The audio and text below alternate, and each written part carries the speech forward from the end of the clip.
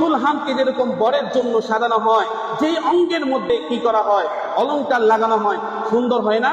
মাথার মধ্যে টিকি লাগালে মাথা সুন্দর হয়ে যায়, নাকের মধ্যে যদি ফুল লাগানো হয় নাকের সৌন্দর্য বেড়ে যায়, হাতের মধ্যে যদি চুড়ি লাগানো হয় তাহলে হাতের সৌন্দর্য বেড়ে যায়, গলার মধ্যে যদি চেন দেওয়া হয় তাহলে গলার সৌন্দর্য বেড়ে যায়। ঠিক তদ্রূপ আমাদের জিন্দেগির যেই অংশে নবীর সুন্নত আসবে ওই অংশটাকে আল্লাহ পাক মায়ার নজরে দেখবে। জোরে বলুন সুবহানাল্লাহ।